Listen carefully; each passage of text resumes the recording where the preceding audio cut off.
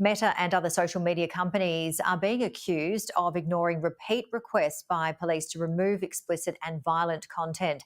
The Sunday Telegraph reports at least 9 police takedown requests have not been actioned or even acknowledged. A federal government review into online safety laws is evaluating whether to impose a greater duty of care from platforms to its users.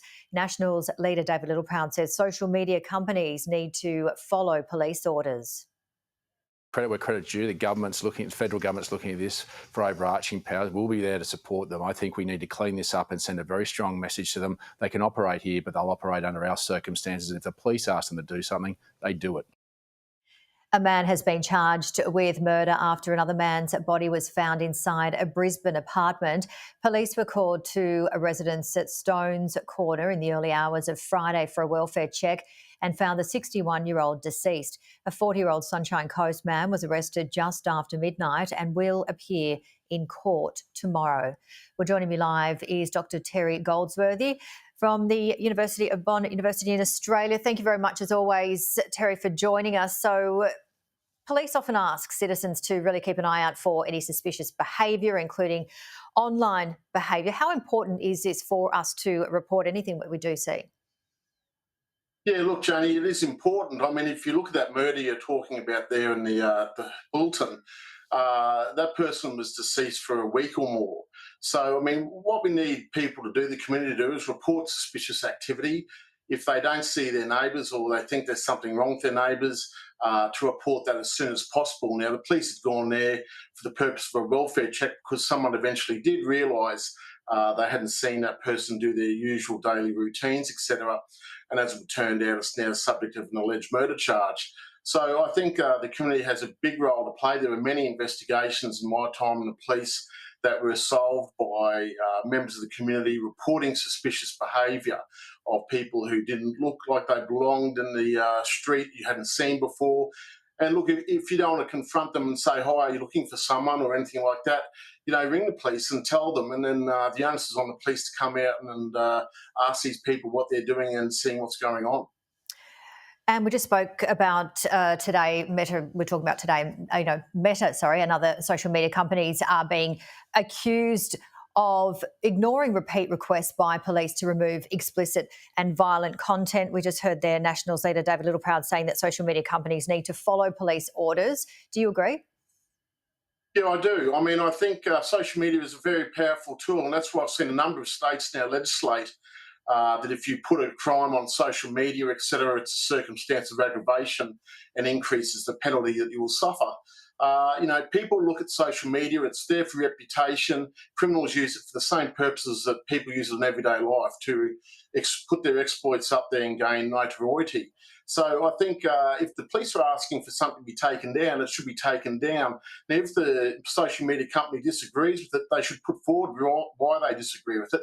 It shouldn't be the case they ignore police requests to remove material.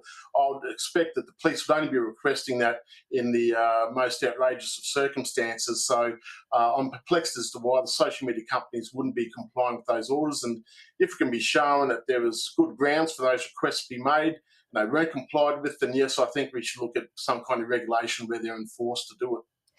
And we hear a lot of talk on early intervention and the importance of it. In terms of youth offenders, we're hearing reports that they tend to be victims of trauma and violence. What can you tell us in this space? Yeah, look, it's quite true. You have the three areas. You've got pre-crime, the crime, and then the post-crime. And pre-crime is where those multi-causal factors come into play that you're talking about there. And those factors include things like disengagement with education, so the child is not going to school.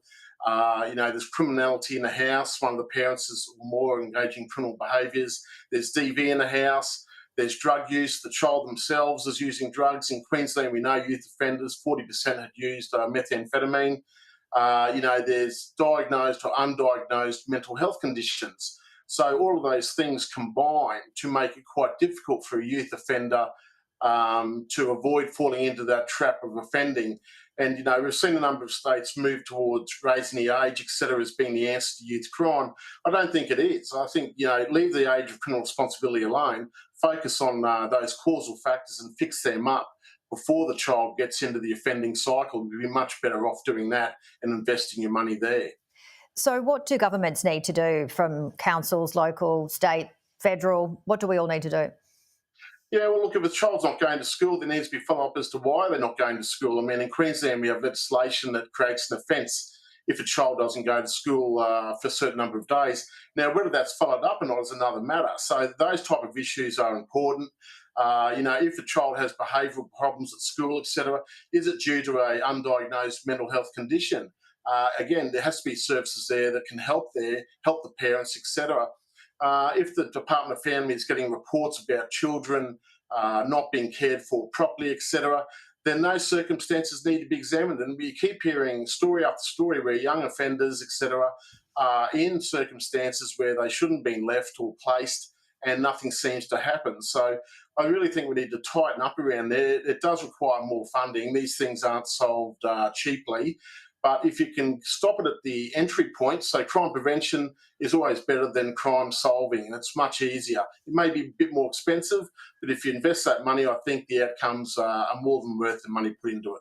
And getting back to what you said in terms of undiagnosed or diagnosed mental health issues, we often hear that there are wait lists for months, even years, to get in to see a specialist.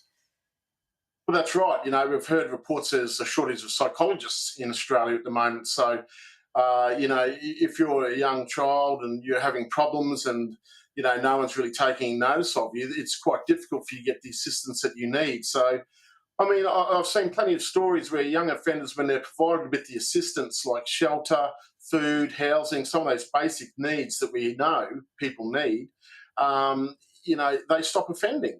But once those assistances are taken away and they don't have access to those services anymore, they simply fall back into offending. So, if you want to do these non-punitive outcomes and try to resolve it rather than having people go through courts, etc., you need to make sure the funding is there for these services. And you also need to make sure the services are effective by conducting evaluations of them. So, yes, you do need to spend money. You need to make sure your money has been spent wisely, and you do that through evaluations. Criminology expert Dr Terry Goldsworthy, always great to see you. Thank you so much. Thanks, Jane. And if you're anyone you know is